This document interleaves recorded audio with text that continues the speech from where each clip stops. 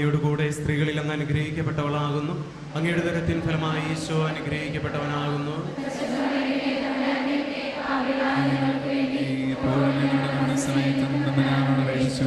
പിതാവിനും പുത്രനും പരിശുദ്ധാത്മാവിനും സ്തുതി.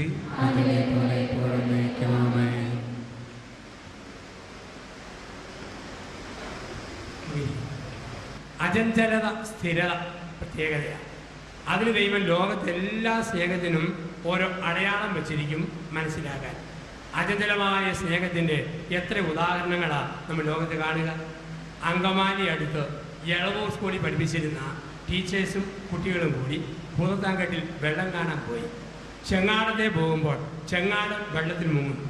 കുഞ്ഞുങ്ങൾ വെള്ളത്തിൽ മുങ്ങി താന്നപ്പോൾ 45 വയസ്സ് പ്രായമുള്ള ലിസി എന്ന ടീച്ചർ വെള്ളത്തിൽ എടുത്തു ചാടി പല കുഞ്ഞുങ്ങളെ രക്ഷിച്ചു. ഒന്നുകൂടെ കുഞ്ഞുങ്ങളെ രക്ഷിക്കാൻ മുങ്ങുമ്പോൾ വസ്ത്രം ഇഞ്ചയുടെ മുൾപ്പടത്തിലൊടുക്കി വെള്ളം കുടിച്ച് മരിച്ചുപോയ ലിസി എന്ന ടീച്ചറിൻ്റെ ആ ശവക്കലറ നമ്മളെ ഓർമ്മിപ്പിക്കുന്നു. മലകൾ അകന്നുപോയാലും കുന്നുകൾ മാറ്റപ്പെട്ടാലും അചഞ്ചലമായി നിലനിൽക്കുന്ന ദൈവത്തിൻ്റെ സ്നേഹം. 2 വർഷം മുമ്പ് കോട്ടയം മെഡിക്കൽ കോളേജിൽ ഞാൻ ധ്യാനിപ്പിക്കുന്നു. മുടിയൂർക്കര പള്ളിയിൽ ധ്യാനിപ്പിക്കുമ്പോൾ ഒരു ലേഡി ഡോക്ടറുടെ വീട് വെച്ചിരിക്കാൻ വേണ്ടി എന്നെ വിളിച്ചുകൂടിയത്. പ്രശസ്തയായ ഡോക്ടർ, പക്ഷെ 3 വർഷമായി അവധിയിലാണ്. പ്രഗത്ഭനായ ഭർത്താവ് എഞ്ചിനീയർ. വീടിൻ്റെ മതിലിൻ്റെ മുകളിലൂടെ അകത്തേക്ക് വന്ന കമ്മ്യൂണിസ്റ്റ് പച്ച കാർഡ് അത് ഒരു കസേര മേശപ്പുറത്തോട്ട് വെട്ടി മാറ്റിയപ്പോൾ കസേര തന്നെ താഴെ വീണ് പെടലി ഒടിഞ്ഞ മനുഷ്യൻ 3 വർഷമായി കഴുത്തിന് താഴത്തേക്ക് തളർന്നു കിടക്കുന്നു. ഭാര്യ ഭക്ഷണം കോരിക്കൊടുക്കുന്നു, ഈ ട്യൂബിലൂടെ പകർന്നു കൊടുക്കുന്നു. ഞാൻ ചോദിച്ചു, എത്ര നാൾ ഇങ്ങനെ? ആ ഡോക്ടർ പറഞ്ഞ, ദൈവം എൻ്റെ കാവലിന് തന്നതാ, എൻ്റെ ദൈവം തീരുമാനിക്കുന്ന നാൾ വരെ ഇങ്ങനെ. ഞാൻ അടുത്തിടെ മസ്കറ്റിൽ ഗാനയിൽ ധ്യാനിപ്പിക്കുമ്പോൾ ഒരു കുടുംബം, ഭർത്താവും ഭാര്യയും 2 മക്കളും 15ഉം 12ഉം വയസ്സ്. 2 മക്കൾക്കും ഓട്ടിസമാണ്. 2 പേരും മാറി മാറി അവധി എടുത്തിരുന്ന മക്കളെ നോക്കുക. പ്രതീക്ഷിക്കൊരു വകുപ്പുമില്ല, എങ്കിലും സ്നേഹിക്കും. ഇതാണ് ലോകം പഠിപ്പിക്കുക.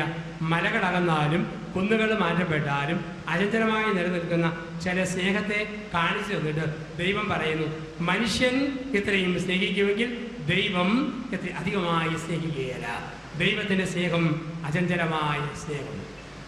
2, ദൈവത്തിൻ്റെ സ്നേഹത്തിന് വ്യവസ്ഥയില്ലാത്ത സ്നേഹം. ലൂക്ക 15 നമ്മൾ വായിക്കുന്നു.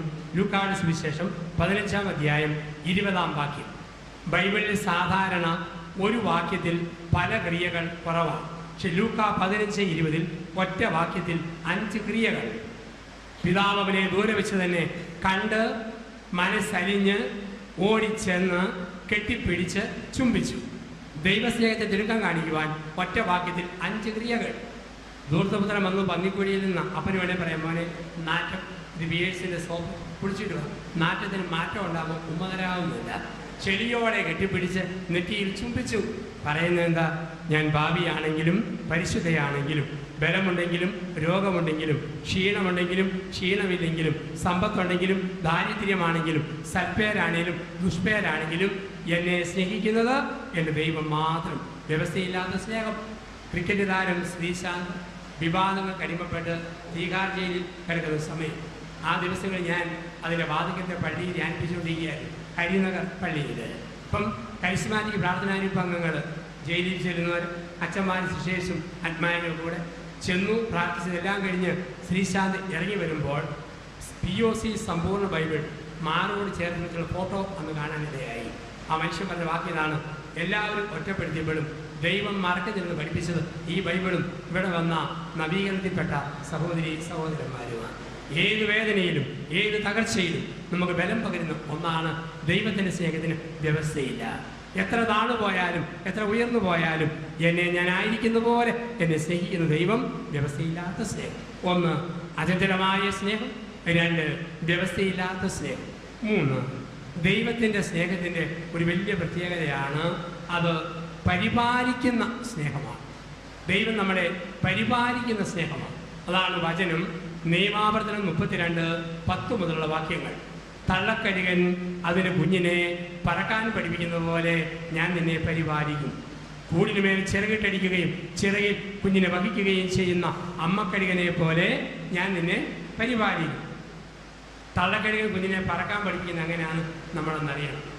തള്ളക്കഴുകൻ മുട്ടയിടുന്നത് പർവ്വതത്തിൻ്റെ മുകളിലും വൃക്ഷത്തിൻ്റെ ഉന്നത ശിഖരത്തിലുമാണ്.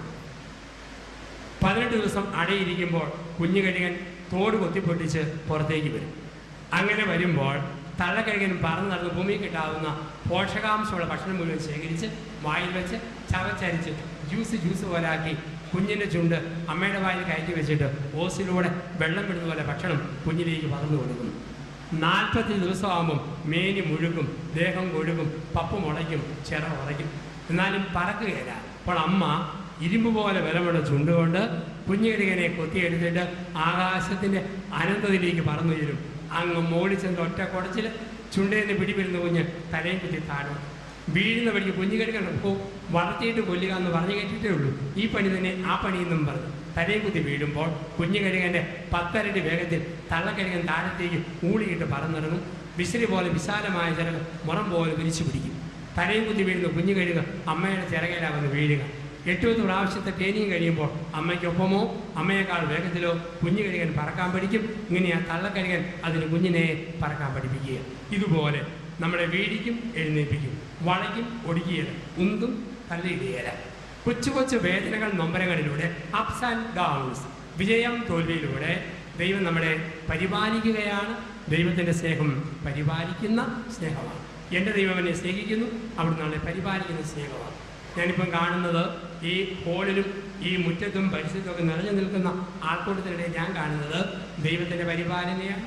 ദൈവത്തിൻ്റെ പരിപാലന നോർത്ത് നോക്കിക്ക് ഇത്രയും പേരുണ്ട്. ഞാൻ കാണുന്നത് 100 കണക്കിന് ആൾക്കാർ എൻ്റെ മുമ്പിലിരുന്ന് മരിക്കുന്ന കാഴ്ചയാണ് ഈ സ്റ്റേജിൽ നിന്നുകൊണ്ട് ഞാൻ കാണുക. അച്ഛനായ ഞാൻ നിന്നുകൊണ്ട് മരിക്കുന്നു, നിങ്ങൾ ഇരുന്നുകൊണ്ട് മരിക്കുന്നു. അല്പം വകുപ്പ് തിരിക്കുന്ന പത്രത്തിലൊരു പേജിന് വകുപ്പ്, ടി വിയിൽ ഒരു ചാനലിൻ്റെ വകുപ്പ്, ഡൽഹിയിലെ അല്ലെങ്കിൽ ഉത്തരേന്ത്യയിലെ ക്രൈസ്തവ സമൂഹത്തിൻ്റെ കൂട്ടമരണം എന്ന് പറഞ്ഞു ഒരു വലിയ വാർത്ത. എന്താണ് മരണം? പുറത്തേക്ക് വിട്ട ശ്വാസം. എന്താണ് ജീവൻ? അകത്തേക്ക് എടുത്ത ശ്വാസം. എന്താ പറയുക? Death means to breathe out, life means to breathe in. പുറത്തേക്ക് വിട്ട ശ്വാസത്തെ അകത്തേക്ക് എടുക്കാൻ പറ്റിയില്ലെങ്കിൽ അതിന് വിളിക്കുന്ന വാക്ക് മരണം. ഇവിടെ വിവരമുള്ള കാരണവന്മാർ മരണത്തെ വിളിച്ച വാക്ക് തന്നെ കാറ്റുപോയി. ഏറ്റവും വലിയ പോയ കാറ്റ് തിരിച്ച് കയറ്റാൻ പറ്റിയതാണ്. അതുകൊണ്ടാണ് ഓരോ കുഞ്ഞും തുമ്മുമ്പോൾ അമ്മ തലയിൽ കൂട്ടിക്കൊണ്ട് പറയും ഈശോ രക്ഷിക്കുക. എന്താ അതിൻ്റെ അർത്ഥം? ഓരോ തുമ്മലും കാർഡിയാക് അറസ്റ്റാണ്, മൈനർ അറ്റാക്കാണ്. ഞാൻ തുമ്മിയിട്ട് ശ്വാസം എടുക്കാൻ പറ്റിയില്ലേ, ശ്വാസം നെഞ്ചിൽ വിലങ്ങും, അതോടെ കഥ കഴിഞ്ഞു. അതുകൊണ്ട് ഓരോ അമ്മയും കുഞ്ഞിൻ്റെ തലയെ കൈവച്ച് പറയുക തുമ്മലെന്ന മൈനർ അറ്റാക്കിൽ നിന്ന് ഈശോ രക്ഷിക്കുക. ഓരോ നിമിഷം നമ്മൾ ജീവിച്ചുകൊണ്ടിരിക്കുന്നു, മരിച്ചുകൊണ്ടിരിക്കുന്നു. ദൈവത്തിൻ്റെ പരിപാലന. അപ്പോൾ ദൈവത്തിൻ്റെ സ്നേഹം പരിപാലിക്കുന്ന സ്നേഹമാണ്. ഇവിടെ ഡൽഹി വരെ നമ്മൾ എത്തിച്ചത് ദൈവത്തിൻ്റെ പരിപാലന. ജോലി തന്നത് ദൈവത്തിൻ്റെ പരിപാലന. ലഭിക്കാനിരിക്കുന്ന കുടുംബം, ജീവിത സാഹചര്യങ്ങൾ, കല്യാണം കഴിച്ചവർക്ക് ദൈവം കൊടുത്ത ഭാര്യ, മക്കൾ, ജീവിത പങ്കാളി, വീട്, എല്ലാം ദൈവത്തിൻ്റെ പരിപാലന. ഇവിടെ പൗലോസ് പറയുക ദാനമായി ലഭിച്ചതല്ലാതെ ഒന്നുമല്ല. ഇതുവരെ ഞാൻ എന്താണോ ദൈവകൃപയാലാണ്, നാളെ എന്തായിത്തീരുമോ ദൈവകൃപ തന്നെ. ഇപ്പോൾ എന്താണോ അത് കൃപയിൽ തന്നെ. ദൈവത്തിൻ്റെ സ്നേഹം പരിപാലിക്കുന്ന സ്നേഹമാണ്. 4, ദൈവത്തിൻ്റെ സ്നേഹം പദ്ധതിയുടെ സ്നേഹമാണ്. എങ്ങനെയുള്ള പദ്ധതി? ജെറമിയ 29:11. എനിക്ക് നിന്നെക്കുറിച്ച് ഒരു പദ്ധതിയുണ്ട്, നിന്റെ നാശത്തിനുള്ള പദ്ധതിയല്ല, നന്മയ്ക്കുള്ള പദ്ധതിയാണ്. ശുഭമായ ഭാവിയും ഭദ്രമായ പ്രത്യാശ നൽകുന്ന ഒരു പദ്ധതി. റോമാലേഖനം 8:28 പൗലോസ് പറയും ദൈവത്തെ സ്നേഹിക്കുന്നവർക്ക്, അവൻ്റെ പദ്ധതി പ്രകാരം വിളിക്കപ്പെട്ടവർക്ക് അവിടുന്ന് സമസ്തവും നന്മയ്ക്കായി ഒരുക്കും. ദൈവത്തെ സ്നേഹിക്കുന്നവർക്ക്, അവൻ്റെ പദ്ധതി പ്രകാരം വിളിക്കപ്പെട്ടവർക്ക് അവിടുന്ന് സമസ്തവും നന്മയ്ക്കായി ഒരുക്കും.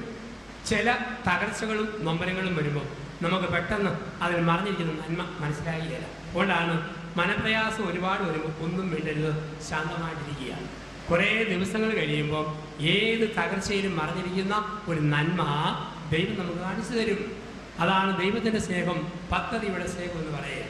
ഞാൻ 2 മാസം മുമ്പ് നമ്മുടെ ദുബായിൽ YMCAക്കാർ ക്ലാസ് എടുക്കാൻ വിളിച്ചു കൊണ്ടിരുന്നു.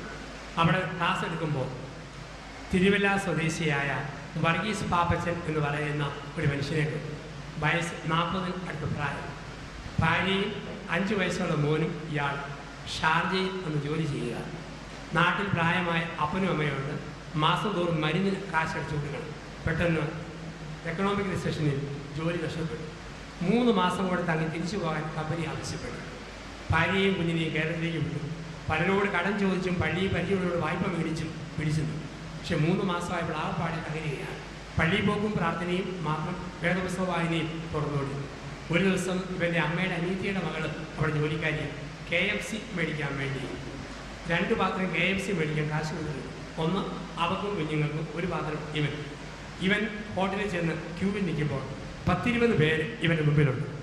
ഇവൻ പറയും ഏറ്റവും മുമ്പിൽ നിന്ന് പൊക്കമുള്ള ഒത്ത ഒരു അറബി KFC മേടിച്ചിട്ട് വിറം കൊടുത്തു.